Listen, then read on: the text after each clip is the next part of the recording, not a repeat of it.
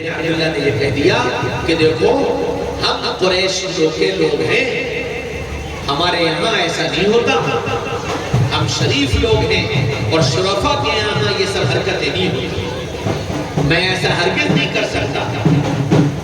وہ اصرار کرتی رہی اور یہ انکار کرتے رہے، یہاں تک کہ پھر عبداللہ کو اس سے پیچھا چھڑا کر بھاگنا پڑا اور عبداللہ وہاں سے نکلے اور آگے اور پھر مدینہ پہنچے تو حضرت آمنہ سے رشتہ ہوا اور حضرت آمنہ سے نکاح ہوا اور حضرت آمنہ کے ساتھ رخصتی ہوئی۔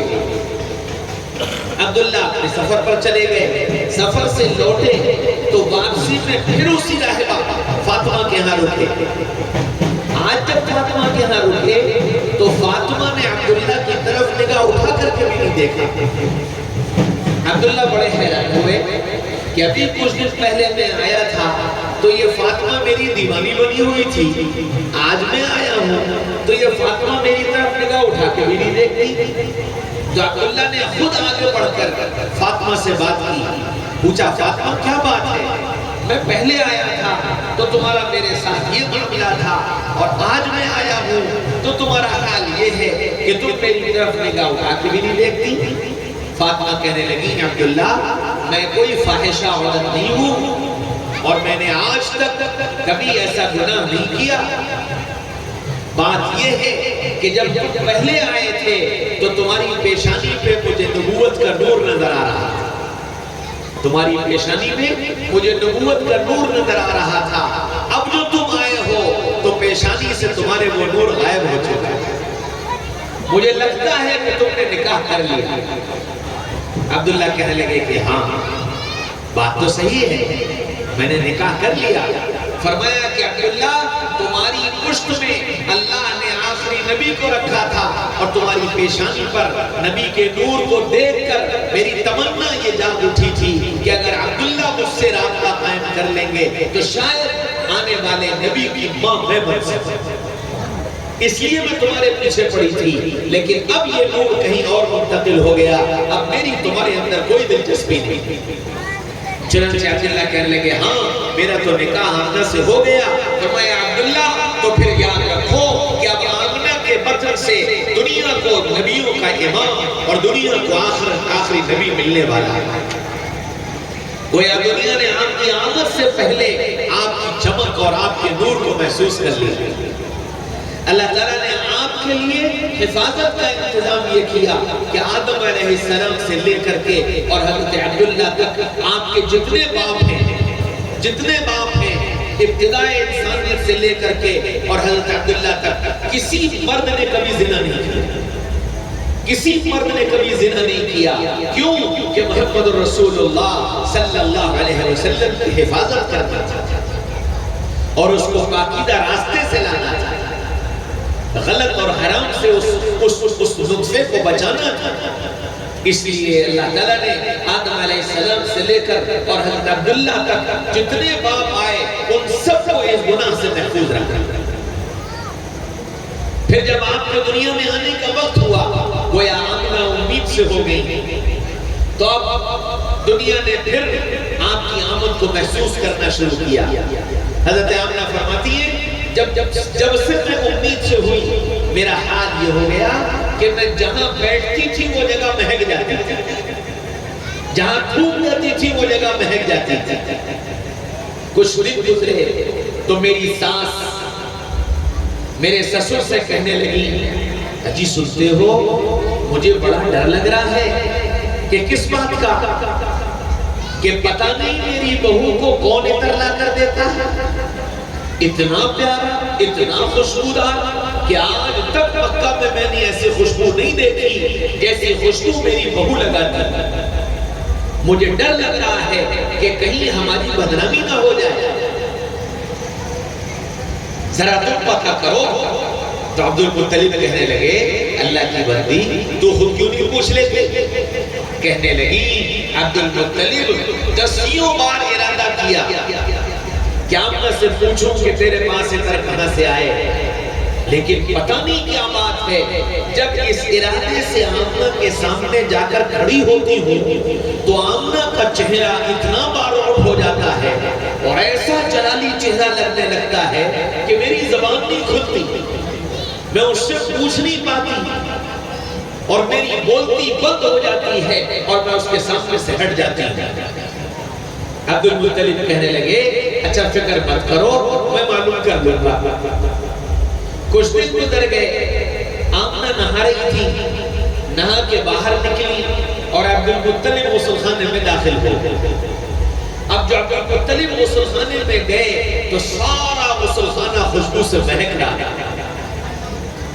عبد المطلب نے کہا آمنہ تیرا عطر بڑا پیارا ہے، تھوڑا سا عطر مجھے دے دے، میں اس عطر کو لگا کر بیت اللہ میں جاؤں گا اور اپنے لوگوں کے درمیان میں بیٹھوں گا اور تیرے اس عطر کی وجہ سے سارے مکہ والوں پر فخر کروں گا کہ میری جیسی خوشبو کسی کے پاس نہیں۔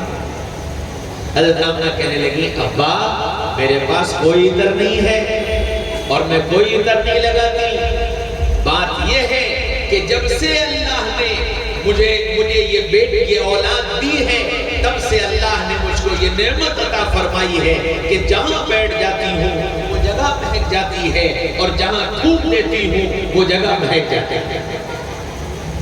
جب آپ دنیا میں تشریف لے آئے آمنہ کہتی ہیں تب وہ خوشبو میرے پاس سے ختم ہوئی تو پتہ یہ چلا کہ یہ خوشبو میری نہیں تھی، میرے آنے والے اس بچے کی۔ ہاں میرے بھائیو دوستو عزیزو بزرگوں، دنیا نے آپ کے آنے سے پہلے آپ کو پہچانا۔ ایک دن آمنہ کی سہیلیاں کنویں پر پانی لینے جا رہی تھیں، آمنہ کے پاس آئیں، کہنے لگی آمنہ ہم کنویں پر پانی لینے جا رہے ہیں، تم بھی چلو گی؟ آمنہ کہنے لگی چلو۔ آمنہ بھی ساتھ چل دی۔ اب آمنہ ساتھ چلی اور کنویں پر پہنچی، جب کنویں کے قریب جا کر کھڑی ہوئی تو کنویں کا سارا پانی اوپر آ گیا۔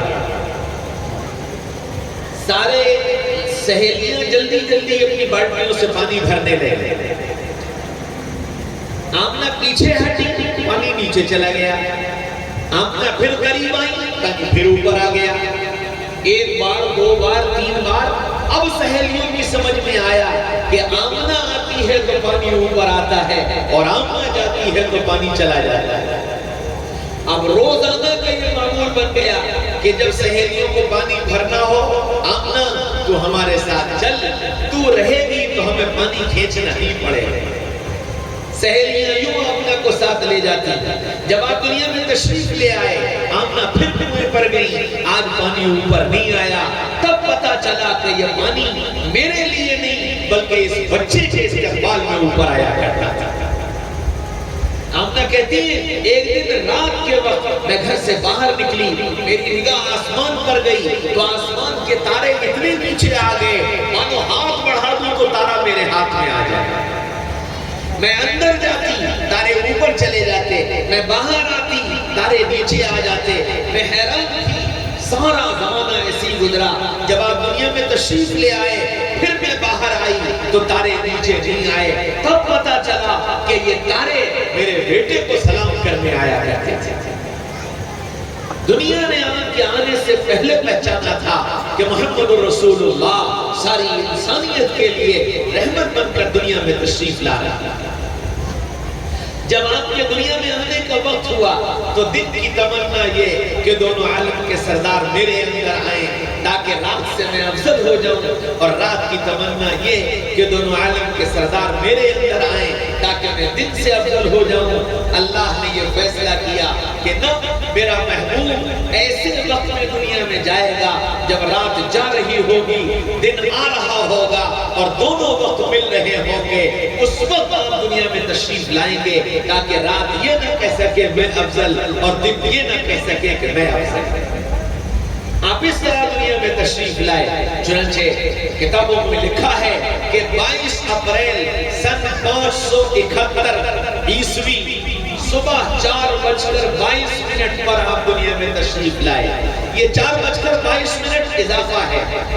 مکہ مکرمہ میں 22 اپریل کو صبح صادق 4:22 پر ہوتا ہے۔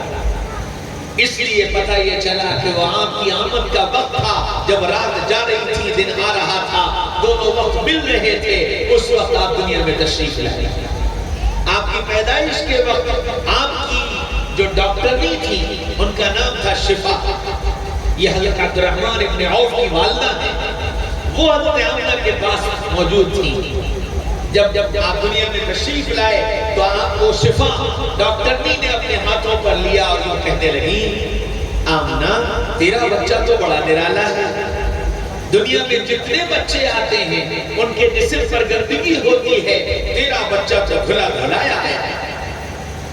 آپ اس طرح دنیا کے اندر تشریف لائے.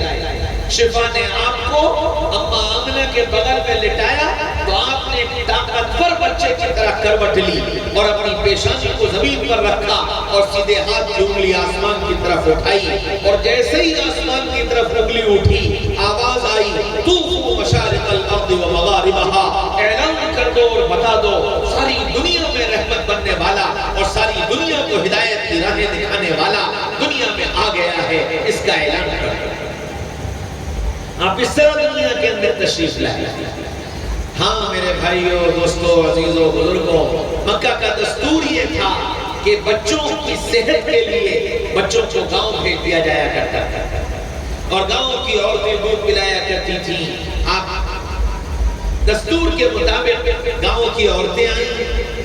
اب 10-12 عورتیں آئیں.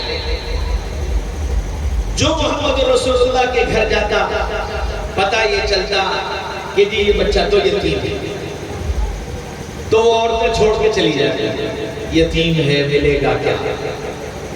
1 2 4 6 8 10 سب نے منع کر دیا اور سب آگے بڑھ گئے. مالداروں کے اچھے گھرانوں کے بچوں کو سب نے لے لیا. حلیمہ اپنے شوہر ابو کبشہ کے ساتھ آ رہی تھی. سواری بڑی کمزور تھی, علاقے میں قحط پڑا ہوا تھا, جانوروں کے دودھ بھی خشک ہو چکے تھے, تو ان کی سواری پیچھے رہے, سب سے بعد میں آئے.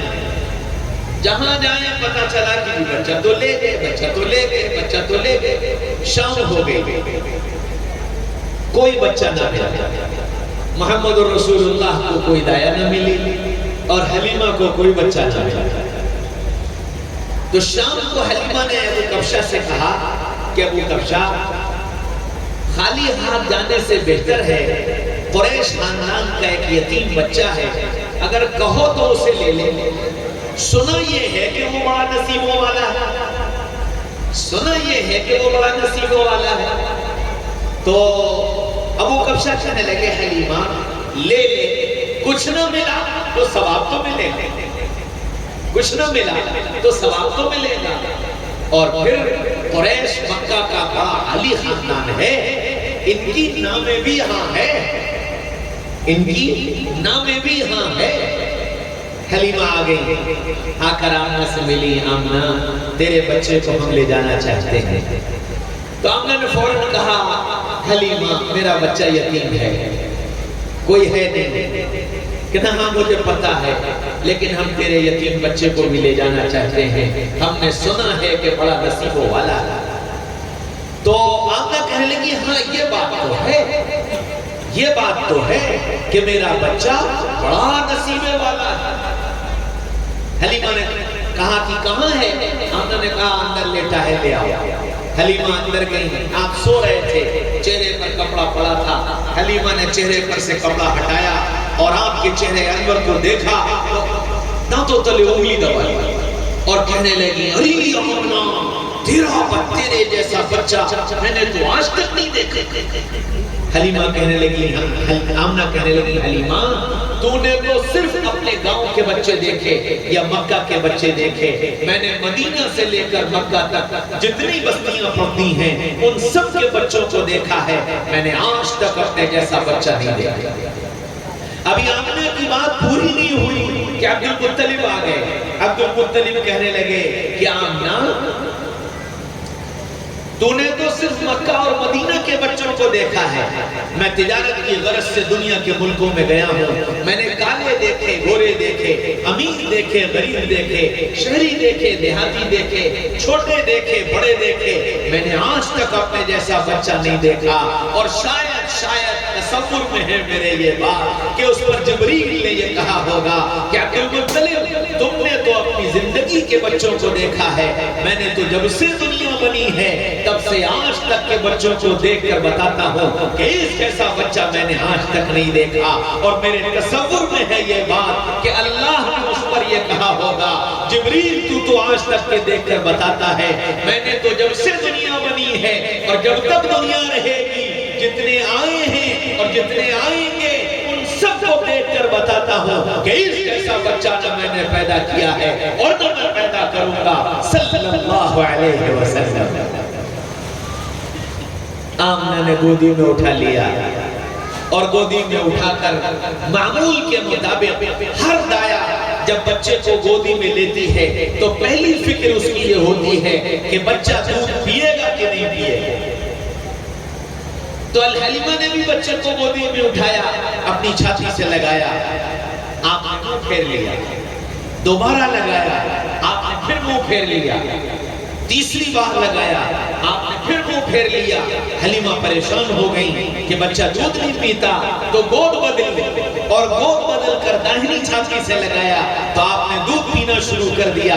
قیامت تک کے آنے والے انسانوں کو اس دودھ پیتے بچے نے ماں کی گود سے یہ سبق دے دیا کہ جب کوئی اچھا کام شروع کرو تو داہنی طرف سے کرنا، بائیں طرف سے مت کرنا۔